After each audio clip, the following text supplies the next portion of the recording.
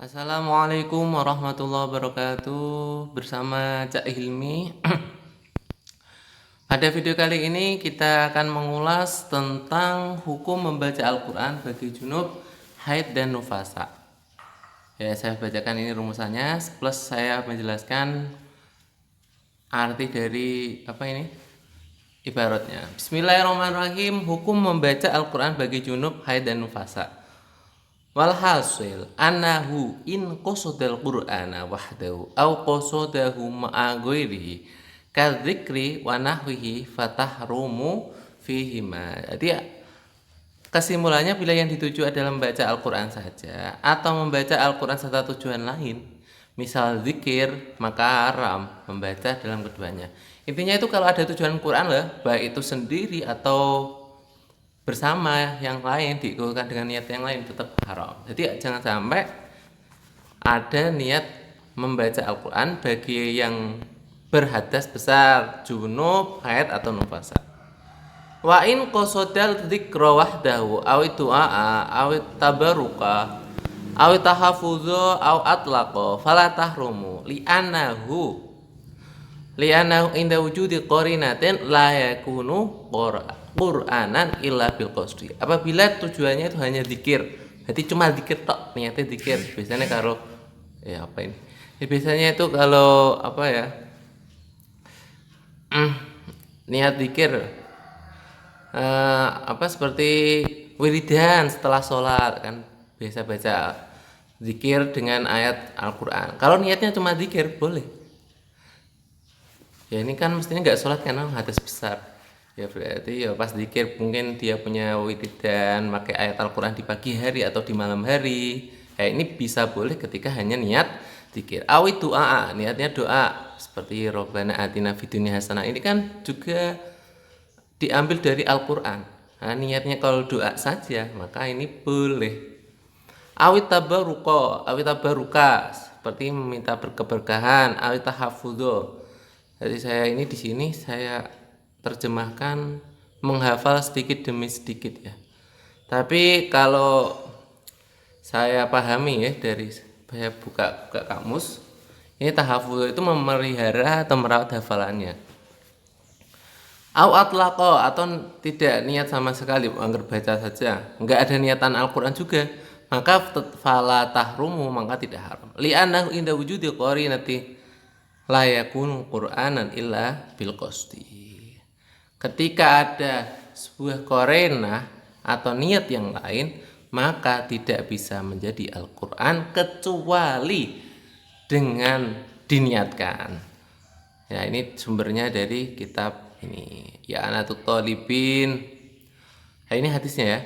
Wa inna ma haruma dzalika li khabari Tirmidzi wa la yaqra'ul junubu walal haidu syai'an minal Qur'ani. Jadi haram dzalika, yaitu membacanya orang yang hadas besar, yaitu junub, haid, dan nufasa, karena ada hadis wala yaqra'ul junubu walal haidu syai'an minal Qur'an. Wala yaqra'u, dan tidak boleh membaca al junubu sapa wong kang junub, orang junub. Walah itu ada ataulah perempuan yang mengalami masa haid, syai'an, sesuatu apapun, minal Qur'ani, dari Al-Qur'an. Ini sumber hadisnya. Wa yaqra'u bikasri hamzati ala nahyi wa bidhammiha ala nafi bahwa khabaran asali ma'anai. Qalu bihaitsu yusmi'u nafsahu wa itun hurmatul qira'ah. Jadi keharamannya ini dijelaskan. Jadi haram ketika bisa terdengar dengan dirinya sendiri. Jadi bacaannya itu terdengar oleh telinganya sendiri dengan jelas. Jadi memang enggak samar-samar, jelas. Nah, maka ini haram. Tapi kalau fa'ilam yusmi' biha nafsahu bi an ajroha ala qalbihi aw harraka biha syafataihi wa yusamma hamsan fala ta'mu. Apabila dia tidak sampai memperdengarkan dirinya sendiri, misalkan bi an ajroha ala qalbihi, dia hanya membaca di dalam hati, aw harraka biha syafatai, atau umi-umi bibirnya tok yang bergerak, maka tidak haram. Jadi haramnya ini membaca Al-Quran dengan niat Al-Quran, entah itu sendiri atau yang lain, ketika memperdengarkan dirinya sendiri dengan jelas. Kalau tidak dengar, meskipun dia niat Al-Quran, tidak masalah. Misal tadi ini dicontohkan apabila kerentek di hati, jadi bacanya pakai hati, atau haroka biasyafatai itu bacanya tapi nggak keluar suara, umek-umek bahasa Jawa nih, umek-umek tok. Lalu untuk memegang Al-Quran ini sudah jelas tidak boleh. Jadi bagi orang yang berhadas besar, baik itu haid, junub, nufasa, tidak boleh membawa Al-Quran, menyentuh Al-Quran, nggak boleh. Kalau terjemahannya bagaimana? Atau kitab tafsir bagaimana? Ini saya bacakan langsung di ibaratnya saja nih, supaya kita belajar bareng-bareng. Al-Ghurarul Bahiyah fi Syarhil Bahjatil Warodiyah. Warodiyah apa Warodiyah? Juz 1 Soifah 158. Wala masu tafsiri haitsu jaza masul Quran. Fa afta Syekhuna Syihab Romli bi anal ibrah fil hamli bil jumlah. Fa yajuzu hamluhu idza kana jumlatu tafsiri aksara. Jadi boleh membawa Al-Quran yang ada tafsirannya juga, ada tafsirnya, ketika total dari keseluruhan tafsir tersebut lebih banyak daripada jumlah atau totalnya Al-Quran. Jadi huruf-hurufnya maksudnya ya, hurufnya tafsir itu lebih banyak daripada hurufnya Al-Quran. Maka ini boleh dibawa, dipegang. Wa fil masi fil maudil mamsus fa yahrumu masu ayatin fi waraqatin tafsiruha aksaru. Namun meskipun boleh dipegang, untuk masalah menyentuh ayat Al-Quran tetap tidak boleh, meski tafsirannya lebih banyak, meski terjemah tafsirannya lebih banyak. Jadi ya yang boleh itu ya selain tulisan Al-Quran. Masu tafsiri fi warqatin Qur'anuha aksar. Yang tidak boleh itu menyentuh Al-Quran meskipun tafsirannya lebih banyak. Ayatnya itu loh, menyentuh ayatnya. Atau menyentuh tafsir tapi jumlah huruf Al-Qur'annya lebih banyak daripada tafsirnya. Ini ya jelas nggak boleh. Membawanya juga pun nggak boleh ini. Wa afda fi ma lahu jumi'a mushafun ma'a kitabin fil jildin wahidin bi anna hukma hamlihi hukmu hamil mushafi ma'al mata'. Nah ini saya skip aja ya, nanti di bawah dijelaskan kok. Di kitab Bughiyah Mutasidin, faidatun mushafun fauqa kitabaini yajuzu hamlul ladzi tahtahu ma'hu li akhdil asfal wa yahillu masul mushafi min wara'i thawbin haitsu lam yakun bi surati taqlibi. Jadi ada kitab mushaf di atas dua kitab ya, di atas dua kitab. Berarti mushafnya di atas, di bawahnya itu ada dua kitab. Maka ini boleh membawa yang dari bawahnya. Jadi diangkat dari bawahnya. Dan ini boleh. Jadi sebenarnya niatnya untuk membawa Al-Quran, tapi niatnya membawa kitabnya itu. Wahilu masul mushafi min wara'i thawbin haitsu lam yakun bi surati taqlib. Ya ini boleh memegang Al-Quran atau menyentuh Al-Quran. Ya tapi di apa ya? Di belakang miwara'i thawbin itu berarti ya enggak langsung pakai kulit ya. Pakai sarung tangan lah misalkan. Dibeludeti haitsu lam yakun bi surati taqlib, dengan syarat tidak membalik-balik halamane.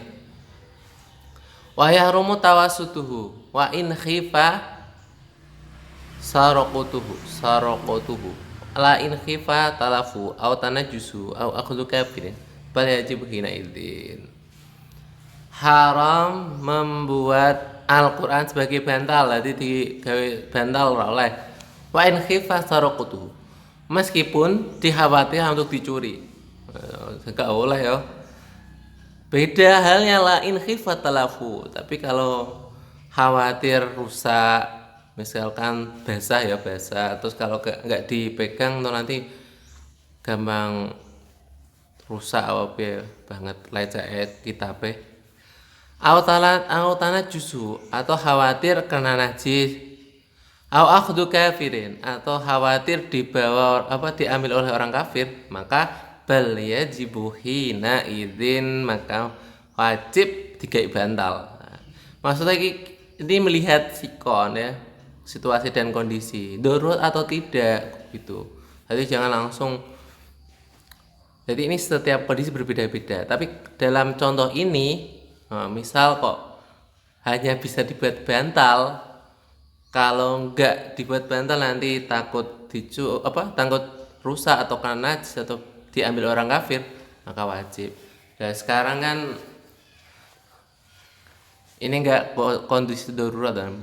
Misalkan punya lemari banyak, misalkan punya tempat penyimpanan, enggak enak kan.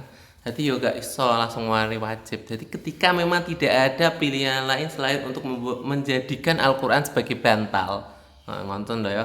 Ketika tidak ada pilihan lain selain membuat Al-Quran menjadi bantal, maka wajib ketika ini in khifa talafu aw tanajusu aw akhduka firin. Ya tetap boleh ya membawa Al-Quran, membawa maksudnya tafsirannya tadi loh, tafsirannya, tapi makruh ketika tafsirannya lebih banyak.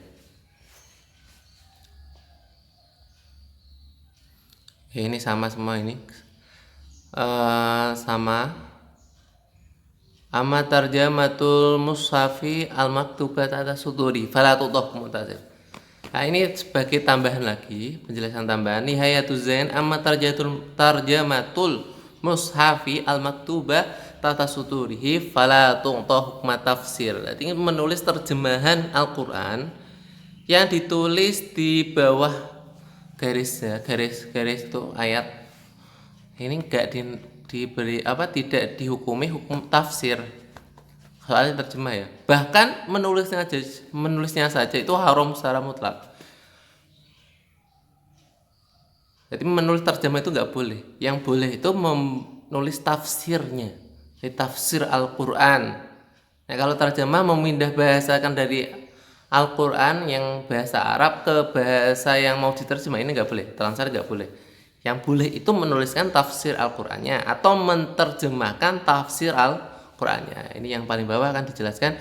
Fahina idin yang bagi ayuk taba ba'dal mushafi tafsiruhu bil arabiyah summa yuktabu tarjamatu dzalika tafsiri. Jadi yang lebih baiknya, yang bagi seyogyanya ya dianjurkan menulis tafsirnya dulu, tafsirnya yang bahasa Arab setelah Al-Quran. Jadi ditulis tafsirnya dulu, terus ditulis di bawah tafsirnya itu terjemahan tafsir. Bukan kok terjemahan Al-Quran, bukan, nggak boleh soalnya.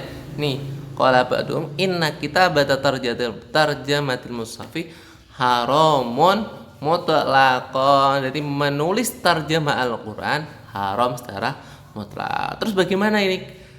Kita kan ada kitab terjemahan. Saya pernah dengar itu penjelasan kiai saat di pidato.